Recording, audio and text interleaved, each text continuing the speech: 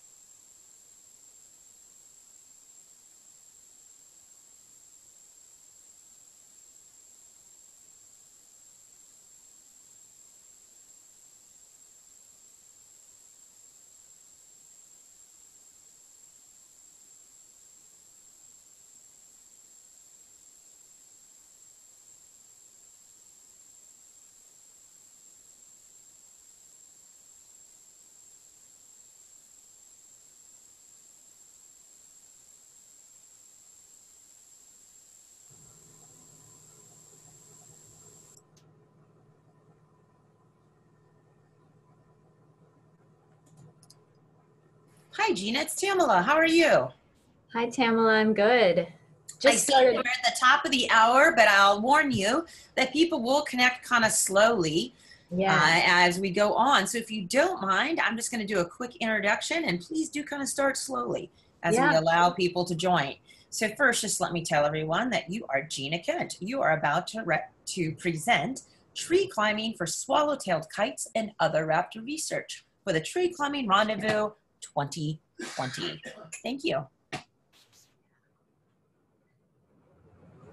All right. Well, I'm so excited to be here. I mean, everybody's from all over the world can watch this video and see it later or live wherever you are, and that's really exciting. It's nice to be part of this international rendezvous from right here in Gainesville, Florida, where I live.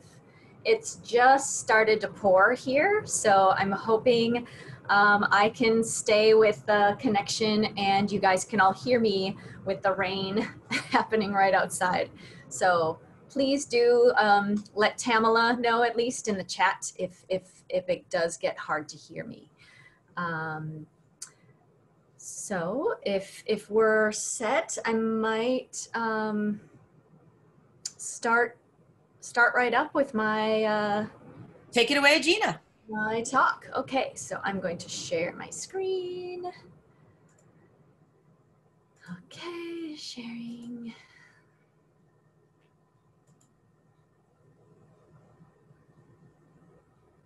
All right. Okay, get rid of this.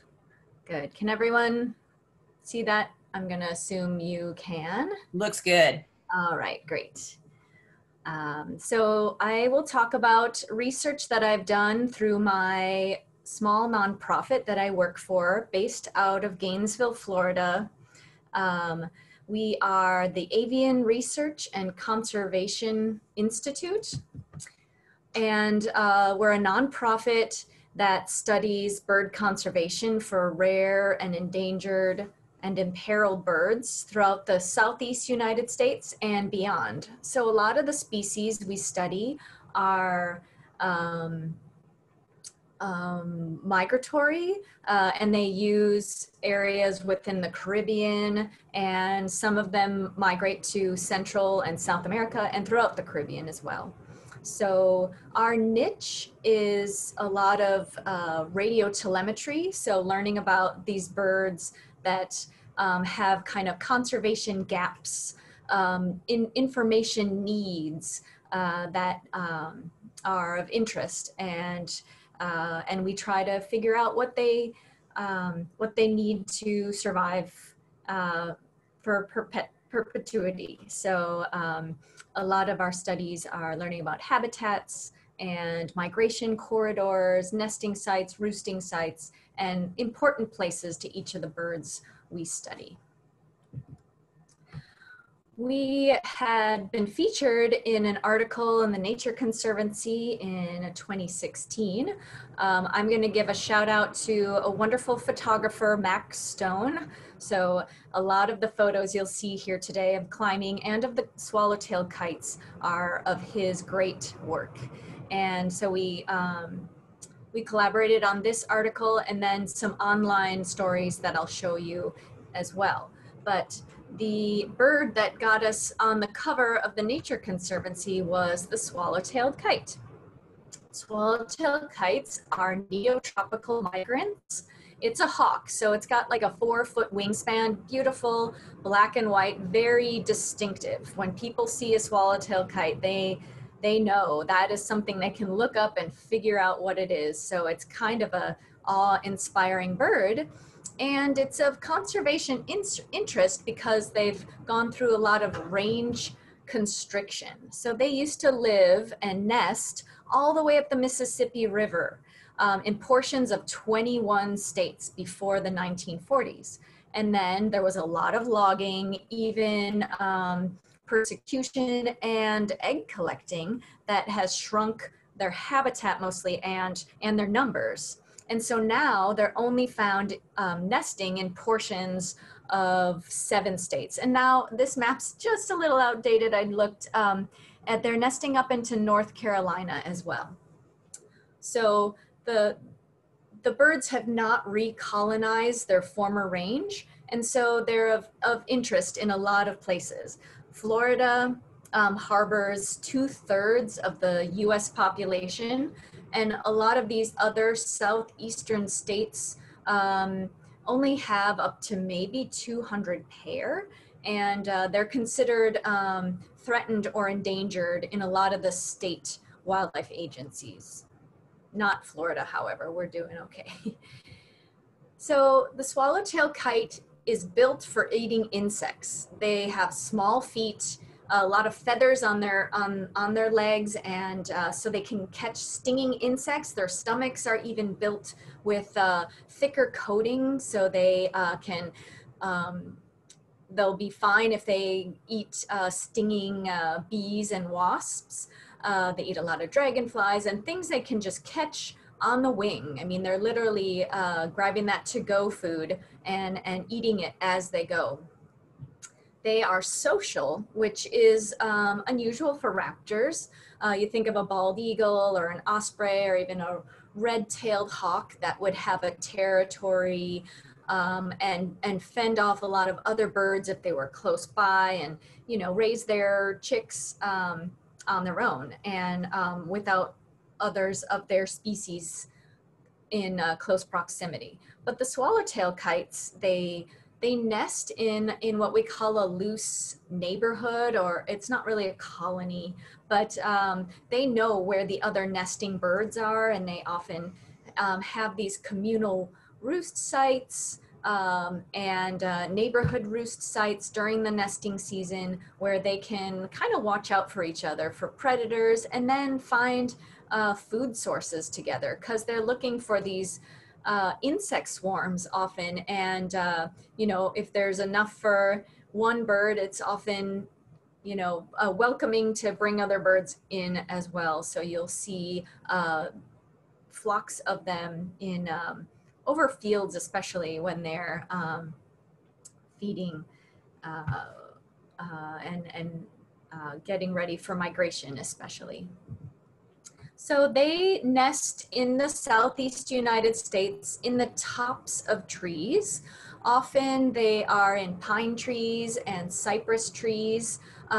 These would be super canopy trees, or above the canopy sticking up, because as graceful as they are as in flight, they need kind of a runway to get to their nest. So they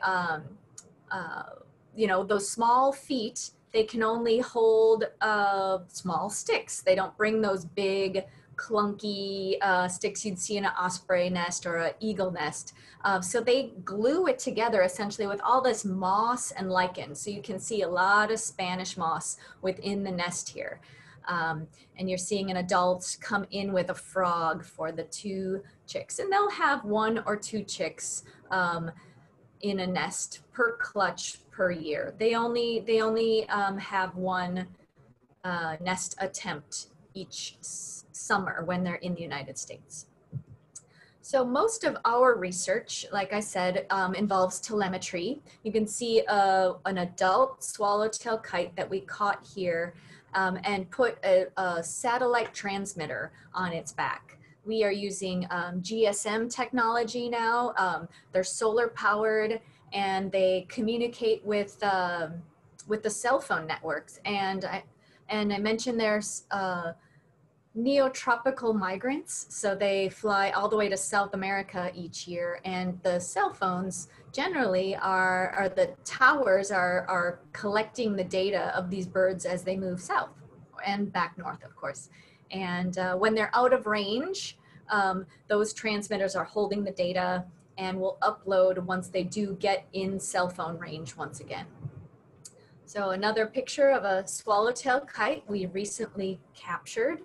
We catch them on the nesting territories and work the bird up, take a few measurements. We're putting a hood on it to calm it down and just reduce the stress as much as possible for the tagging and measuring process. This all takes about 25 to 40 minutes, and we release the bird right there, get out of the way, and let the birds return to their regularly scheduled day plan. So once we release these birds, this is the kind of data that we see. So using a variety of colors, and that is for each individual bird. So there's about 5, 6 colors on here, all different birds. The dots are very accurate GPS locations of where the birds were, and those lines are just connecting the sequential points. But with this data, we can overlay it on a variety of maps in map tools, looking at habitat use, looking at frequency of locations, finding roost and nest sites. And then, of course, looking at the whole migration corridor, and then stopover sites and wintering locations as well. So I mentioned that the birds are social. This phenomenon of pre-migratory communal roosts happens each July in Florida and throughout the Southeast where these birds are. So the chicks have fledged, they're on the wing, and they follow their the adult kites to these communal areas where the kites gather to socialize basically before migration. So they'll rest here at night, and then during the day they'll go off to a variety of foraging areas and find food so they can fatten up for their migration. They then are ready to make these giant leaps across the Gulf of Mexico. Again, each color is a different bird that started in the United States. So basically the far edge of the northernmost point of these lines is probably where the bird was tagged or its nesting area, and then where it migrated, heading south. So then you'll see the southern terminus of their migration ending in mostly Brazil. We have birds in Paraguay and Bolivia as well. So how does climbing come into play with my research? We've done a variety of things up in the trees with the kites. Again, they're at the tops, their nests are at the tops of these pine trees, and we've definitely climbed up to some of these nests. But prior to doing that, we were interested in this communal roost idea. And there were some areas we were worried that the birds were going to be displaced, perhaps because of human disturbance. So we wanted to know, could we entice the kites to go to a new roosting area? So we started out with some crow decoys that you see on the left, cut off the bill. This is just a standard like hunting crow you can get at your sports store. Painted it up like a swallowtail kite, added some tail extensions, a little like rubberized tail, and then made a curvy beak so it didn't look like that big bulky crow bill. And then we put them on PVC pipes and stuck them up in these trees to see if we could entice the birds to move. So this was, we did have harnesses on, but this was properly trained tree climbing for me. So it was a little sketchy, but we did it safely. Nobody got hurt, but so similar site to what those other roosting swallowtail kites were in. And here's the result. Check it out. We've got 2 swallowtail kites. One of these things is not like the other. So that bottom one, you can see that is a decoy, and that bottom swallowtail kite's really trying to figure it out. Like, are you for real? So we were elated. We were ecstatic that we could get swallowtail kites to roost with our silly little decoys. They're social. They want to be with their buddies. And of course, we've done work up in the nest with the chicks, and also putting cameras up. So we have to obviously assess the climbability of trees. Some of them are more precarious than others.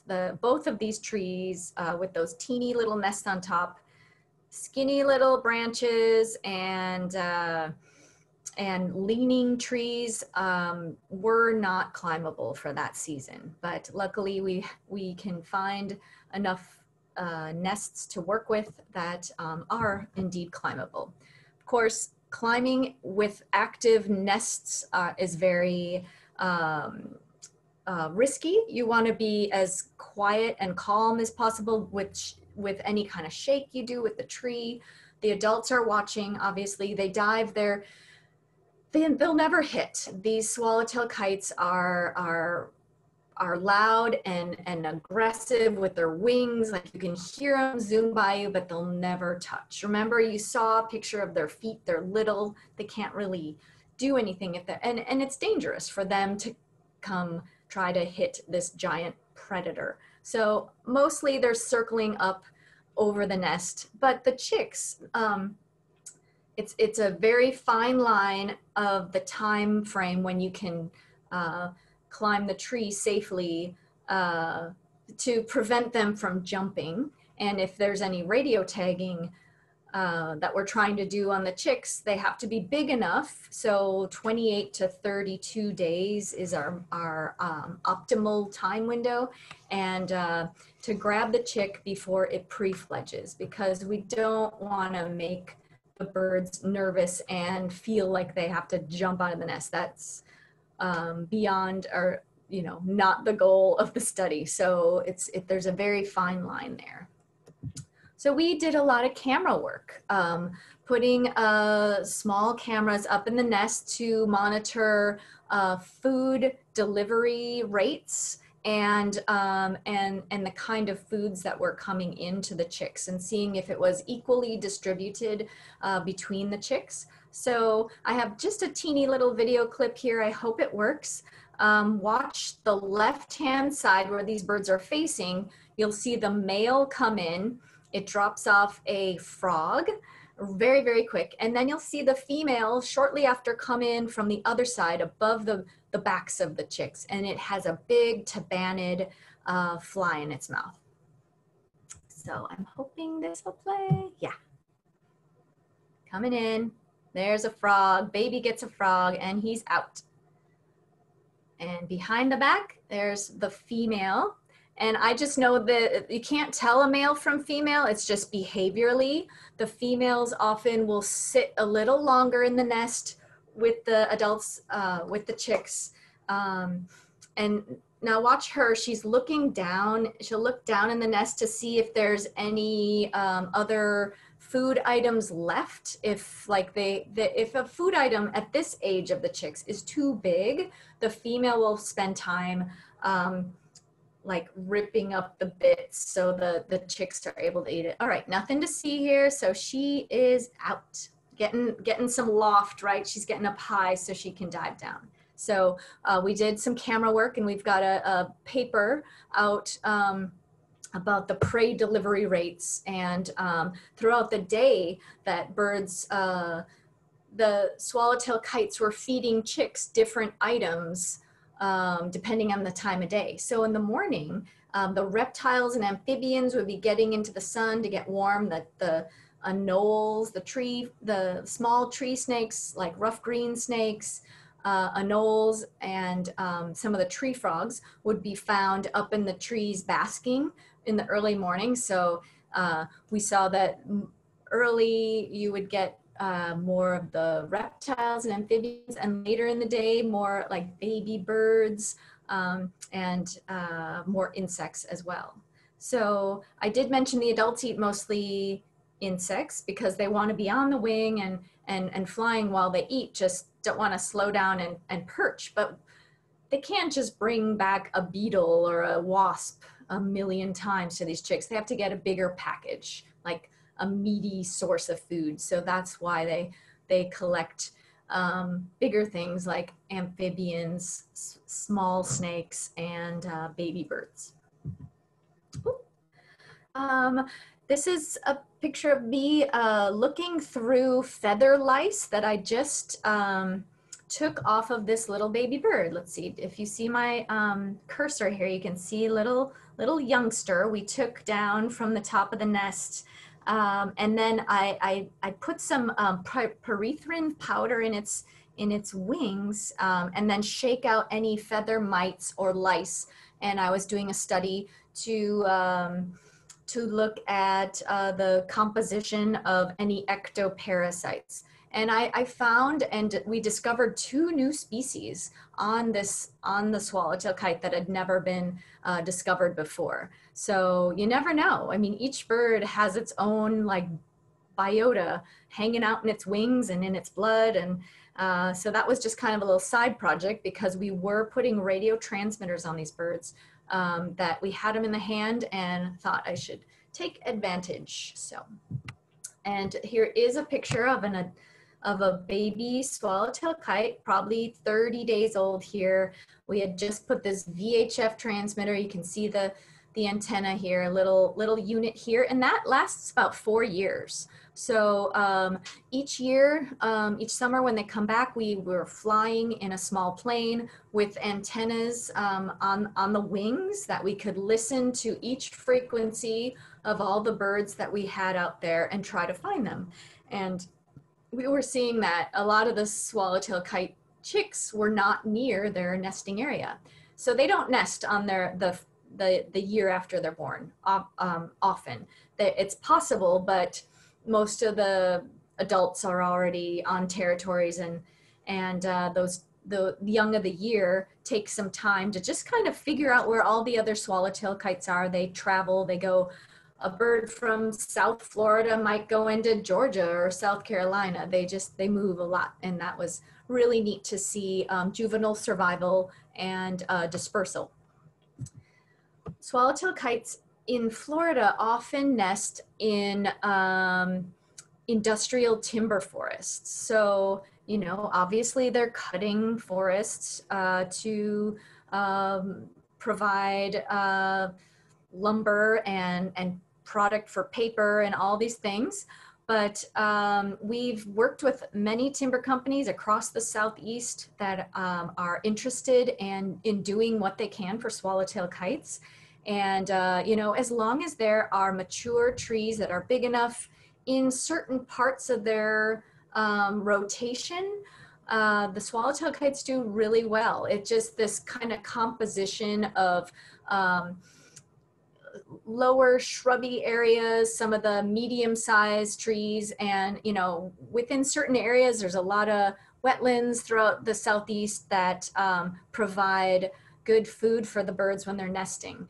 And so they're doing quite well on these timber companies properties, and we're working with them to give them more advice on what they can do even more to increase swallowtail kite productivity without doing too much, removing too many trees or, changing their bottom line. So it's a win-win. So one of the things we wanted to... Yeah, if I can interrupt you for just a minute. This topography view is stunning, and we can certainly see why you would need to track them over this wide area. And we do have a question from the audience. Are the antennas removed prior to year 4 of their use, or what happens to them? That's a good question. No, it is really hard to catch a bird once you've caught it before.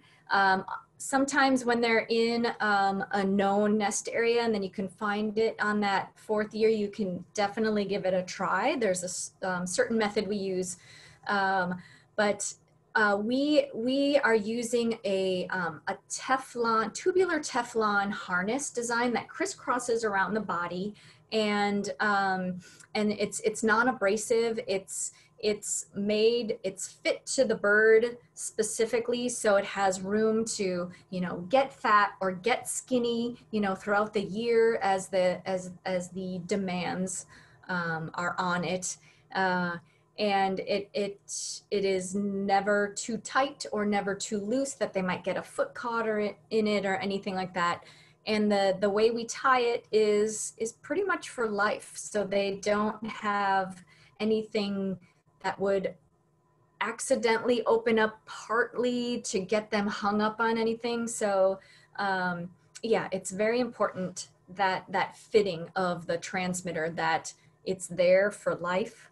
And often the birds do outlast the transmitters. We have tracked a bird for 7 years straight and got all of the data for those 7 years with a GPS satellite transmitter. Yeah, that's that. Good question. Thank you. Thank you. So in the timber companies, when they know they're going to be harvesting an area, they often put aside a place that swallowtail kites are nesting already. They've left a buffer around any place they're cutting, but we wanted to see if we could entice swallowtail kites to nest in areas that they would never cut. So there are certain little pockets, maybe hard to reach if they were going to do any timber operations. And so we would search around and find suitable trees that looked, from the bottom at least, with all of our experience, well, I could see a swallowtail kite nest kind of being there. So at this point, when we had a study design, I wanted to get more tree climbing experience, real live training, because the kind of work I had done prior was learning from somebody who had learned from somebody who had learned from somebody who had learned from somebody. We were using rock climbing harnesses, no helmet, just, jumping up a rope on Jumars. And I'm like, we're going to be climbing a lot for this study. Let me see if I can get some professional help. And it was awesome. So I'm in northern Florida, and it was actually the tree climbing rendezvous was happening in Atlanta shortly after I had this idea. And Tim Kovar was up there and helped me out for a 2-day session, and he got me great gear and helped me combine what I already have to, knowledgeable things that would make me safer and more efficient on the rope. And so I've had some great instruction there and felt much more comfortable going into the next season. So here we are in a portion of a timber harvest operation that is not going to be cut. and we wanted to see if we can entice swallowtail kites to nest here. So climbing up to a suitable tree. But first we have our, we made some platform nests. So we started with this like plastic chicken wire square that we weave cypress branches through to make it a little strong. And then remember, there's all that Spanish moss in the nest. So we would weave it and wrap it into this big kind of God's eye star of Spanish moss. Stick it in a bag with a lot more extra Spanish moss and a lot of extra sticks as well. And then I would climb up the tree, and my partner, and then I'd send down a rope on a pulley for partner on the ground to pull up this bag of stuff. So we've got our starter nest, a bunch of sticks, and moss to put in a tree crotch at the top of in the high up in the canopy that looked like it had a nice runway for the swallowtail kites to get in and out. And this is what I created. So this is that little chicken wire box is zip tied to the branches, and I just shove extra sticks, extra moss, just kind of wrap it up, make it feel secure and sturdy. And you know, before I kind of set this, I do break a few little teeny branches so it looks like there's a runway for the kites to get in and out. And then we wait. But I want to show you, okay, this is a real swallowtail kite nest. I did not build that, but hey, that looks pretty good, right?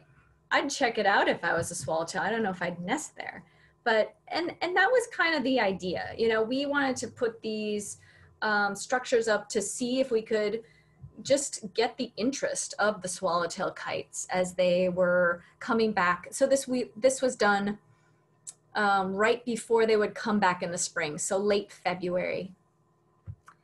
And then we would put up those decoys, remember from before, those plastic swallowtail kites on PVC posts. Again, another group of zip ties just holding that pole. And you know, those poles we want to get up above the canopy. So I wasn't climbing to the tippy top of these pine trees, but these poles let me get those kites to a higher level. And here you can see a pair of plastic decoy kites. And these were within 200 to 300 meters from that nest platform that I made. You don't want to do it too close. The idea here was that passing by swallowtail kites might see these decoys and say, oh, there's swallowtail kites here. Maybe there is a nest, or maybe they're nesting, and maybe there's habitat for more of us to nest here. And that's kind of the idea. And I'm happy to say that this isn't a go-to like automatic thing that the swallowtail kites will use. However, we have had birds within all three, South Carolina, Georgia, and Florida, use our exact nest platform, which was unreal. I was ecstatic. And also, some birds nested very close to that nest platform that I would make in the tree. So that is also as much of a success. If they came to that stand of trees, nesting close to the little platform that I put up. So it's a lot of work. It was just a quick look to see if we could do it. So, you know, in a pinch, perhaps if things got really bad with swallowtail kites and we had to try to move them to new areas, that this could be put into a bigger project. But they obviously are attracted to nests and the decoys because of their social aspect in their lives. So to learn more about our work, and see more Max Stone photos. We had an article come out just last year, just about a year ago exactly, with Biographic here, and it was a twin article. It's all online. The Secret Lives of Swallowtail Kites. If you Google that and Audubon, you should find these nice pictorial and storyboard on some of our work. And I invite you to do that. So just a couple more little things about other climbing work we've done with ARCI. Their short-tail hawks are a rare hawk that's found in Florida. There's only about 200 pair of these birds. They have a light morph, which you see on the right, and a dark morph. They'll be one or the other, and they'll interbreed. It's not a male-female thing, but they are secretive and live in these beautiful, deep, beautiful swamp forests. They eat birds, so they're like the size of a red-shouldered hawk, so a little bit smaller than a red-tailed hawk, which you may be familiar with. But they soar super high in the sky and they kite. They just hover in the sky, not moving their wings, but they'll just find the wind and they'll just hang there watching the canopy or the vegetation below and just blast down out of nowhere, catching birds. So we've had research projects looking at short-tailed hawk nest suitability and locations throughout Florida. So we did some more camera work here. We've got our crew out. We had to walk, you know, about a mile into a beautiful cypress forest. You can see we hauled in a marine cycle battery to power a camera, which we're getting ready to climb up and put there in the tree to monitor what kind of, the same kind of things like prey delivery rates and species of birds that they were delivering. So a picture of the camera in the tree, very, very unassuming. And of course we watch the birds' behavior to see if they're reacting to the camera. Some birds are completely oblivious. Some will look and, you know, take a view, and some, like with the swallowtail kites, we've had a few that just don't like it at all and hang on it, you know, and so we're like, all right, let's get it out as soon as possible. They're not acting like normal birds. So that's definitely a consideration too. And of course, then we get to see their little chicks. This is a dark morph chick of these short-tailed hawks. You can see we band them too. We've done telemetry as well. This bird would be a little too small to put a transmitter on, but we were also doing a survey of sex ratio study of the birds, of nestlings, to see if there were more females or males within a nesting pair. And so we were collecting, we were bringing birds down to do more blood work early on, earlier than they would be ready to be radio tagged. And last little point here, Mississippi kites. So because I had some knowledge in tree climbing, the local wildlife rehab people in Gainesville, Florida here said, hey, maybe you can help us re-nest some baby birds that have come, you know, fallen out of the nest, and they can either go back up to their nest that they fell from, which would be most ideal because they'd be with their adults and their siblings, or when that is not an option, we've been able to put them in surrogate nests. So when we know of other birds of the same species that have similar aged chicks, we can put an extra chick or two up in that nest, and the parents will feed them as their own. So this is what those little chicks will turn out to be when they grow up. This is an adult Mississippi kite. And so we've kept our eye on the Mississippi kite nests throughout the region too. And just to have a backup plan for these orphan chicks that come in and can't be replaced in the nest where they fell out of. So this is a pine tree. I remember finding a Mississippi kite nest way up there, but having to go through a ton of poison ivy. But it's the risks we take to see such great results. So here is the surrogate foster brother or sister. So the sibling that's already in this nest, just watching me climb before I use a pulley to get up the other two chicks that you saw in the previous photo. And now that you can see two little faces, one here, the beaks facing off to the right, and this little guy. Those are the two new ones I stuck up here with the original foster. And happy to see that, you know, the adults came to feed the chicks shortly after we got all the equipment out of the tree. So it's these events that are very rewarding and make me happy to know that I have a skill to help people or help these little guys get back into nests to increase their survival.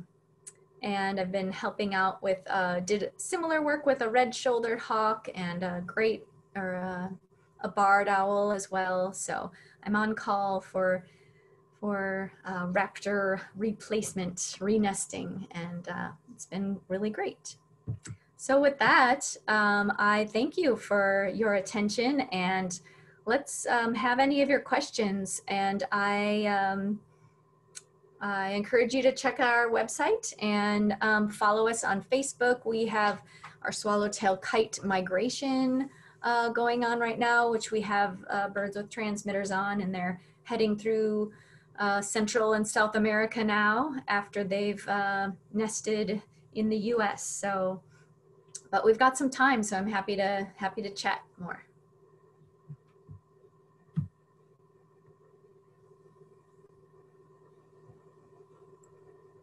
Thank you, Lisa. We do have a question from John Greer. It's a fantastic webinar and great photos. Thank you. Wow. Are you familiar with installing owl boxes? I have not done that. Yeah, that would be the next step. If I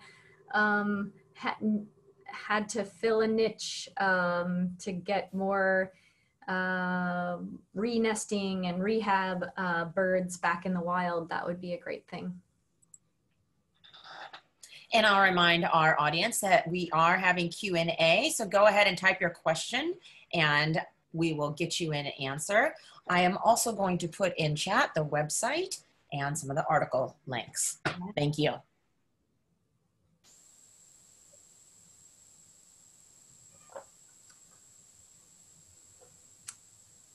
So actually, Gina, this is Tamlin, and if you don't mind, I had a question while I'm also trying to type these links. And it's that I've seen one of these, the second one you showed that also has a brown and white morph raptors. Yeah, and it was so, yeah, short tail there, thank you. And the person I was with said that there was like legends about this bird, but they couldn't remember what it was supposed to be. I figured that that's some folklore, whatever. I didn't recognize what it was until you showed me today, but I'm wondering, with all these species that are kind of going away, what else does kind of go away with them? Yeah, they provide such a, you know, a service to the ecosystem. So it's kind of probably tumble down factor of the prey species that they eat might be unchecked for some reason. What else? just their little habitat niche and these little things that we don't even know yet because there's not a lot of research, especially on the short-tail hawk. We're starting to chip away at swallowtail kite knowledge, but short-tail hawk is a little bit unappreciated, as we would think. Not a lot of funding for continual research with them, but things we would like to know. What if they're not around? What other things would be affected? Those are good questions. And I believe Eric has a question as well. Go ahead, Eric. Yeah. Hi, Gina. This is very interesting, and I have some experience with similar work with eagle. Yeah. My question is, when you say you want to make sure there is a runway, I picture a horizontal branch that there's room for them to move. Is that what you're looking for? No, I should say a flyway, so they can get in and out without hitting branches when they use their giant wings coming in. So it's more of a flyway, so they don't hit their wings as they come in and out of the nest. Okay, got you. One more question: are they not territorial at all? You see, they seem to be attracted to each other, but do they? Yeah, to an extent. So they're the closest I've seen nests have been even as close as 30 meters, but they'll have neighbors, within quarter mile, half mile away. And the birds that aren't incubating or brooding at night will all roost together in the safety of, numbers. And they'll check out each other's nests, and there are the young of the year or non-breeding adults that kind of check out these nest areas as well. And they sometimes will be welcome, and then other times the adult pair will chase them away because they're getting too close. And it's not necessarily, there's not like a social feeding where other birds are feeding their chicks, but you can see it seems like it's probably another male that kind of is waiting to see if it can get its chance at that female or that territory. So he's just kind of hanging out, and for the most part they'll tolerate him.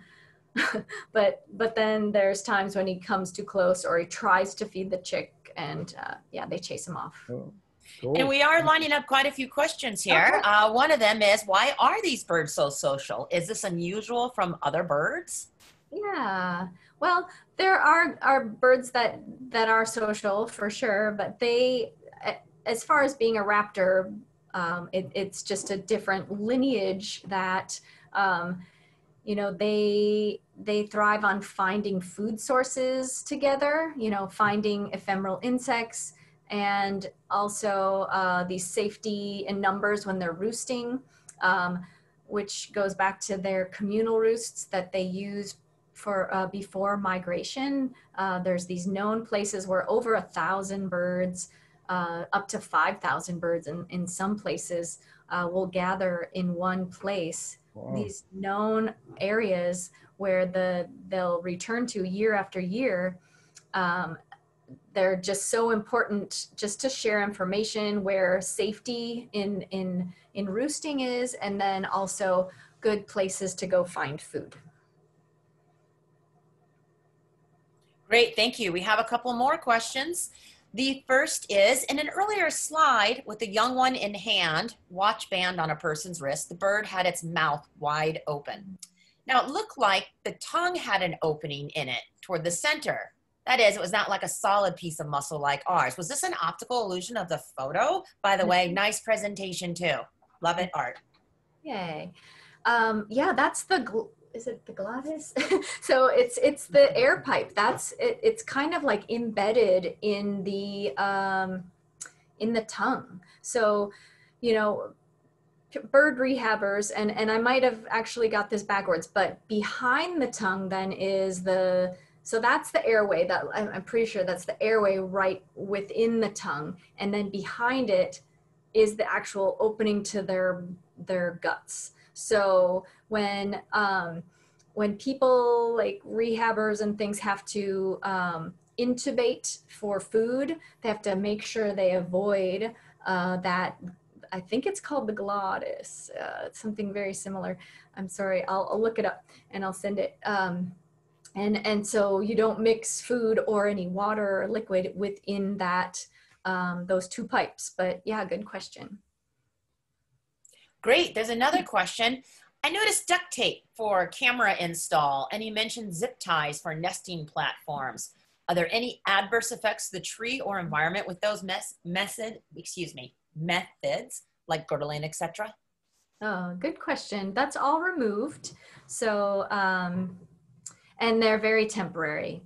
So it's, yeah, duct tape will come off within a month, and the zip ties are light and gonna photo erode eventually too. So I would also have to say for our audience that I use duct tape when using cameras for Zoom meetings in trees or other things. It's always better to stabilize your camera perfectly before opening the video, and probably in a nature watching scenario as well. You don't want to go all the way up and there and install a camera and then have it move around in the wind or switch a little bit and always see a fuzzy picture or not focused on what you thought you were focused on. So I haven't used zip ties, mostly because I'm cheap and I don't want to keep rebuying them, but I do use duct tape for everything because I can get it on sale, and I do remove it fully in the wild as well. So thank you for answering that. And we still have some more questions here. Great talk. What kit do you use to get your line high into the tree? yeah, good question. I learned with a crossbow, and I do have a throw line if it's a low line, but these are branches 60 feet up often, sometimes as high as 100 feet. Yeah, so I'm pretty good at a crossbow, getting it over a line and then pulling up a smaller line to then get my climbing rope in. There's a question from Gail. When the swallowtail kites kettle and go to an elevation where we can no longer see them, at approximately what elevation do they spend the heat of the day? Ah, good question. That's something I'll be able to look at more because the transmitter, the little units that we're putting on the birds are now giving height information, altitude, and so I should be able to look at time of day and even temperature over time and see what the birds are doing in general. But what happens with kites is, yeah, they, you know, ride thermals, so they just go, and then once they go off, they're often like going to a new foraging area. So as easy as they fly, you know, they might just ride in a kettle and head off to the next field or the next river or swamp to look for new foraging areas. And if they're not finding a lot there, they might kettle up and go to another one. So you know, during the nesting season, an adult can fly over 15 miles away from its nest or more. Nesting season does bring out some interesting thoughts, like when you climb into a tree with the nest, you still use, well, the question was asked with throw lines, throw bags. You've now answered you use a bow and arrow. Would a technique like that be risky near a nest? Yeah, we definitely worry about potentially hitting the nest itself in any of the methods we've used. And because you want to try to get your climbing rope to be as high into the branches, which, so the nest is right at the trunk normally. And then, you know, the branches, you want to get your line right over where the branch hits the tree. So we are definitely very careful with any of that. We've not hit a nest or a nestling, thank goodness. Thank goodness. We should put that as like a little disclaimer underneath everything. No worries, no nest were harmed in the making of this climbing. We have one other question from Gail, and I just want to remind our listeners, now is your last chance to put in some questions and answers in this fascinating presentation. Gail writes, when kites roost at a pre-migration roost in July, how far do they roam during the day before returning in the evening? Fascinating presentation, by the way, and thank you for this. Sure. We've had birds go as far as 60 miles from a roost site and back to foraging areas. So they can put on some miles. And, you know, it's that knowledge of those roosting areas is so important. So maybe there's a fantastic foraging area 60 miles away, but this group of kites might go to it and know that they have this safety place of, you know, year after year, the knowledge of going back to these roost sites, that it's important enough not to just sit in a random tree. So they can, you know, have the safety in numbers and do it again the next day. Great, thank you. Yeah. I do not see any more open questions at this time. Let's see, the crossbow fact got a few amazings from the crowd, and I'm just double checking through our chat as well. Oh, one other thing, were there any other species in specific that you find that try to attack you or fend off their nest when you're getting close? Well, the short-tail hawks were a little more aggressive, for sure. I have gotten hit by one, but you know, with the proper safety equipment, there's definitely variety of species of raptors that are more aggressive, and so far I have not had to deal with those. Some owls can be, but hey, you're messing with its nest. I don't blame them. But, you know, that's something we don't want the birds to get hurt on trying to hit us or any of our gear. So it's really important to take in the risks of what the bird's going to go through with you being in its nest tree. Well, I will also agree with that as a Zoom moderator, that there is always risk of some dive bombing, but we keep moving forward and doing what we do. And thank you, Gina. I don't see any more questions at this time, but I have put a link to your article and the your website and a few more things in chat. I'll tell everybody to go ahead and take a quick look there. Thank you very much for your presentation today. You're welcome.